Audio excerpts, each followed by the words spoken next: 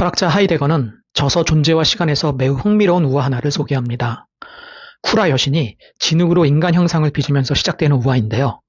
사실 이 우화는 하이데거의 작품이 아닙니다. 평소 하이데거는 고전 문헌을 탐독하면서 단어의 의미가 옛부터 어떻게 유래되었는지 확인하는 일을 좋아했습니다. 그러던 어느 날 그는 고전 문헌학 학술지에 실린 우화 한 편을 보게 됩니다. 프렌츠 뷰엘러라는 고전학자의 논문에 실린 우화인데요. 이 우화를 읽으면서 하이데거는 쿠라라는 말의 의미에 대해 깊이 생각하게 됩니다. 그가 파악한 쿠라라는 말의 본래 의미는요, 주의를 기울이고 마음을 쓰다라는 뜻입니다. 그럼 이제 쿠라 여신의 인간 창조에 관한 우화가 어떤 내용인지 함께 감상하도록 하겠습니다.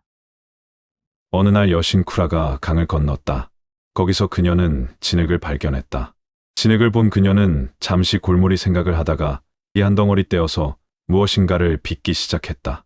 자신이 빚은 창조물을 놓고 바라보며 다시 생각에 잠겼다. 그때 하늘의 신 주피터가 다가왔다. 쿠라는 주피터에게 자신이 빚은 이 진흙 덩어리에 영혼을 불어넣어 달라고 간청했다. 주피터는 흔쾌히 승낙하여 그것에 영혼을 불어넣었다. 영혼의 존재가 된 이 창조물에 쿠라는 자신의 이름을 붙이려 했다. 그러자 주피터는 반발하며 자기 이름을 붙여야 한다고 요구했다. 그렇게 창조물의 이름을 두고 쿠라와 주피터가 심히 다투고 있을 때 대지의 여신 텔루스가 나타났다. 텔루스는 이 창조물에는 자신의 일부인 대지의 흙이 사용되었기 때문에 자기 이름이 붙여져야 한다고 주장했다. 신들은 각자 창조물에 자기 이름을 붙이기 위해 옥신각신 다투었다. 그래도 결판이 나지 않자 결국 시간의 신 사투르누스를 판관으로 모셨다. 사투르누스는 자초지종을 듣고는 다음과 같이 판결을 내렸다. 영혼을 준 주피터는 이 창조물이 죽을 때 영혼을 취하고, 육신을 준 텔루스는 그의 육신을 취하라. 그러나 이것을 처음 창조한 자는 쿠라이니 이것이 살아있는 동안에 쿠라의 것으로 삼아도 좋다. 다만 너희들의 싸움은 애초 이 존재의 이름 때문에 일어난 바 이것을 호모라 불러야 할 것이다. 이는 후무스라는 진료로 만들어진 것이기 때문이다. 호모는 땅, 흙을 의미하는 라틴어 후무스에서 유래했습니다. 인간을 흙으로 만든 존재에 비유하는 일은 고대의 신화나 종교 경전에서 흔히 찾아볼 수 있는 일입니다. 예를 들어 성경 창세기에는 주 하느님께서 흙의 먼지로 사람을 빚으시고 그 코에 생명의 숨을 불어넣으시니 사람이 생명체가 되었다 라는 구절이 나옵니다. 또한 최초의 인간 아담은 대지의 흙을 의미하는 히브리어 아다마에서 유래한 것입니다. 고대에서 인간은 항상 하늘에 있는 신에 종속되어 지배를 받는 존재로 묘사됩니다. 땅에서 사는 인간은 신을 받드는 비천하고 열등한 존재였습니다. 그래서 흙을 뜻하는 후무스의 어원을 가진 단어들은 대체로 비천함, 문제있음, 부족함 같은 낮음의 의미를 내포합니다. 예를 들어 험불은 겸손을, humiliation은 굴욕을, 인간을 의미하는 단어 human은 흙에서 온 존재 또는 낮은 대지에 속한 존재라는 뜻이 됩니다. 이렇게 볼 때 인간종을 의미하는 호모 사피엔스는 참으로 모순되는 단어가 아닐 수 없습니다. 사피엔스는 지혜롭다는 뜻인데 고대에서 지혜는 신들의 고귀한 속성이었거든요. 그러니까 인간 호모 사피엔스란 고귀한 지혜를 가진 비천한 대지의 존재라는 뜻입니다. 하이데거는 이 우화에서 인간의 운명을 결정하고 판결 내리는 존재가 바로 시간의 신 사투르누스라는 점을 지적합니다. 이는 시간의 틀에 지배를 받으면서 살아가는 인간의 숙명을 잘 보여준다는 것입니다. 우리는 태어나면서부터 시간 속에서 죽어가고 있습니다. 또한 이 흘러가는 시간 앞에서 삶을 이리저리 시험해보고 도전합니다. 하지만 시간은 참 무섭습니다.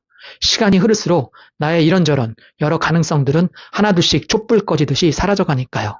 어릴 때는 이것저것 다 가능해 보여도 점점 나이가 들면서 그렇게 가능하다고 여겼던 것들이 하나둘씩 불가능해졌다는 것을 깨닫게 됩니다. 하이데거는 내 마음대로 할 수 없는 이 유한한 세상에서 나만의 고유한 인생을 찾아야 하고 그런 삶을 만들어내도록 마음을 써야 한다고 강조합니다.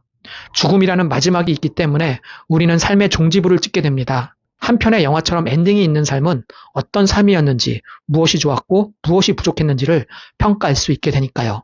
그리고 그런 평가에 나는 진정 내 고유한 가능성을 실현한 삶을 살았는지 그것이 매우 중요한 부분이 될 수 있습니다. 마리아 작은 자매회가 세운 한국 최초의 호스피스 갈라바 의원에서 평생 임종자들의 벗이 되어주며 환자들의 마지막을 지켜본 에디냐 수녀는 다음과 같이 말합니다. 죽음을 그렇게 부정한다고 해서 죽음이 안 오는 거 아니거든요. 그래서 물질이나 명예나 이런 것 쪽보다는 본인이 살고 싶은 진정 내가 무엇을 원하고 무엇을 어떻게 살고 싶은지 그것을 좀 더 깊이 생각을 한다면 좀 더 보람 있는 그런 삶을 살고 나중에 돌아가실 때 좀 후회가 적은 그런 삶이 되지 않을까 하는 생각을. 세상은 나라는 존재에 별로 관심이 없는 것 같이 보입니다. 나는 세상이 던지는 풍파에 이리저리 휩쓸리면서 난파되고 너덜너덜해집니다. 때론 내 운명을 저주하며 시간을 허투루 보내기도 합니다. 그러다가 삶의 마지막 순간에 와서야 시간을 원망하고 다시 살 수 있으면 이란 생각도 하게 됩니다. 이런 일들은 모두 이 어려운 세상에서 잘 살아보려고 애쓰며 이렇게 저렇게 마음을 쓰다가 벌어진 일입니다. 하이데거는 인간이 평생 짊어져야 하는 심리적 본질이 바로 쿠라, 즉 염려하고 마음을 쓰는 일임을 이 우화가 잘 보여준다고 평가합니다. 인간은 평생 근심하고 걱정하며 살아가는 생각하는 존재라는 말입니다. 그렇습니다. 우리 모두는 시간 속에 쿠라의 존재인 것입니다. 마지막으로 하이데거가 이 쿠라의 우화를 해설하며 소개한 고대 철학자 세네카의 말로 오늘의 끝을 맺겠습니다. 나무, 동물, 인간, 신, 이 네 가지 존재 중 인간과 신에게만 이성이 부여되어 있다. 이 둘 중 신은 불사이고 인간은 필멸이라는 점이 다르다. 일자인 신의 선함은 신의 본성을 완성하고 타자인 인간의 본성은 마음씀, 즉 쿠라가 완성한다.